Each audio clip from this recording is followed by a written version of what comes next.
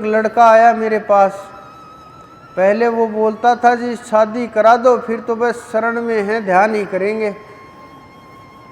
मैंने कहा भाई बड़ा मुश्किल काम है ये, शादी तो करवा देंगे, मैं तो कर दूंगा ये काम, लेकिन आपके लिए जो शब्द का प्रयोग किया ये बड़ा मुश्किल होगा। उन्होंने कहा नहीं जी। मैंने कहा पहले जो बाहर पकड़ रखी है इसको छोड़ दो। उन्होंने कहा ठीक है जी। अब बेचारा 2 नाव के ऊपर सवार हो गया। अब मेरे पास आने से भी डरने लगा कि वहाँ जाऊँगा, 2 तो चल ही रहे हैं झंझट, तीसरा नया फिर हो जाएगा, वो और बोलना शुरू कर देंगे। हालात जीवन के स्थिर नहीं हैं,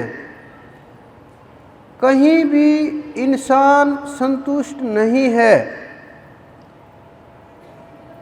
भोग भोग करके शरीर थक गए, क्रियाएं होनी बंद हो गई, शरीरों की इंद्रियों ने काम छोड़ दिया, आँखों ने काम छोड़ दिया, हाथों ने काम छोड़ दिया, चला नहीं जाता। लेकिन मन के अंदर जो चीज़ें हैं वो पूरी युवा होती हैं, जवान होती हैं और ताकतवर होती हैं, और इतनी ताकतवर होती हैं हिलोरे मारती हैं, इतनी हिलोरे मारती हैं कि वो झाल रोके हुए नहीं रुकती। क्योंकि मनमानी साधना से हम इनको कंट्रोल करना चाहते हैं, गुरु के बताए मार्ग से नहीं, नाम की ताकत से नहीं, ध्यान के मार्ग से नहीं, श्रद्धा भाव के रास्ते से नहीं, हठ पूर्वक, दंभ पूर्वक, मिथ्या पूर्वक, संसार की ओर देखते हुए, बाहर के पदार्थों को देखते हुए जब साधक शुरुआत में साधना करता है, जब अंदर में पहला कदम शुरू होता है, बहुत लोग साधना कर रहे हैं, मैं अनुभव बोलता हूँ जो आप सबको भी होता है, हुआ है और होने वाला है। क्योंकि स्थितियाँ कहीं न कहीं किसी न किसी के साथ मेल खा जाती हैं। तो मैं वर्णन इसलिए करता हूँ ताकि हम जिन परिस्थितियों से गुजर करके गए, आप उन परिस्थितियों को समझ करके और उपाय के साथ उनसे बहुत जल्दी ऊपर उठ जाओ और ध्यान के मार्ग पर चलते हुए उस परम तत्व को प्राप्त करो जो इतना तेजस्वी है।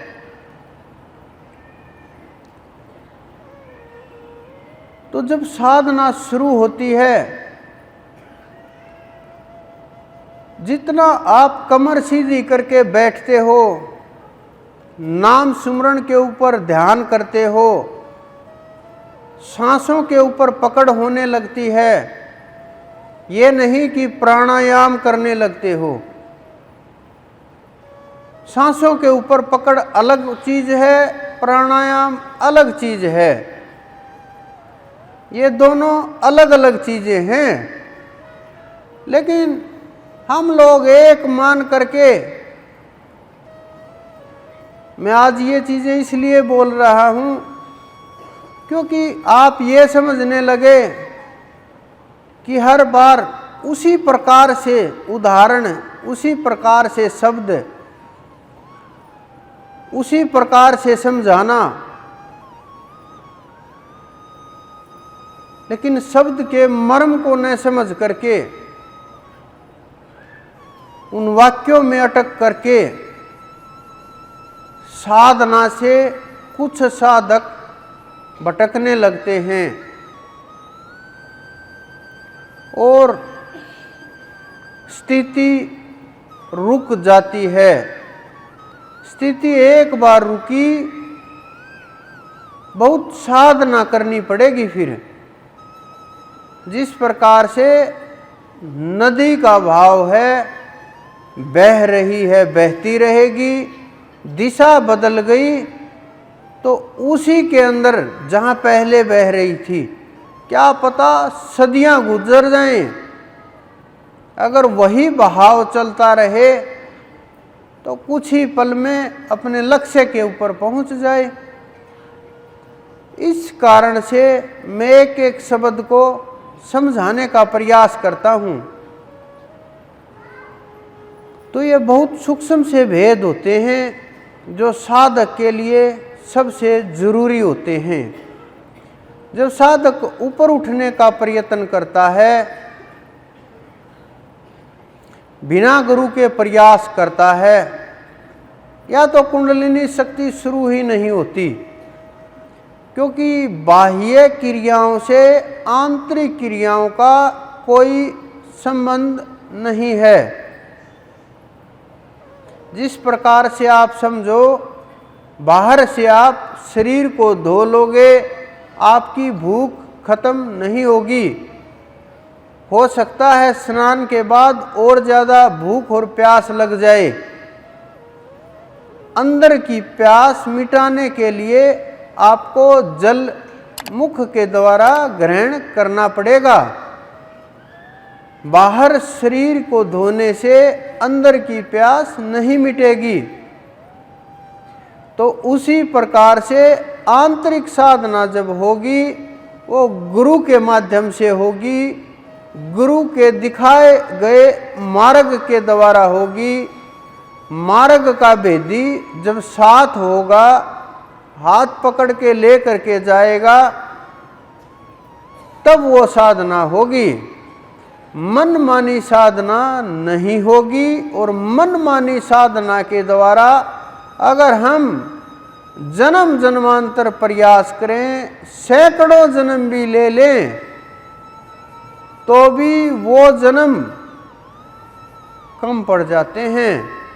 और गुरु के द्वारा दिखाए गए मार्ग के अनुसार अगर हम चले,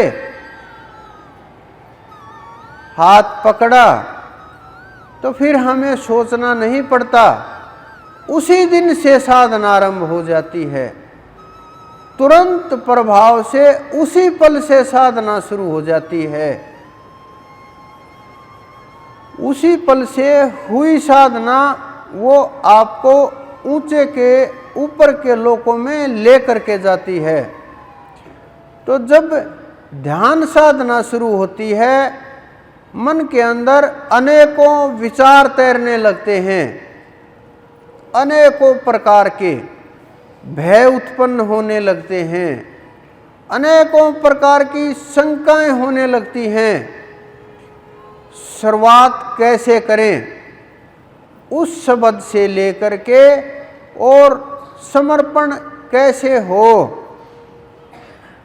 वहाँ तक की जो यात्रा है।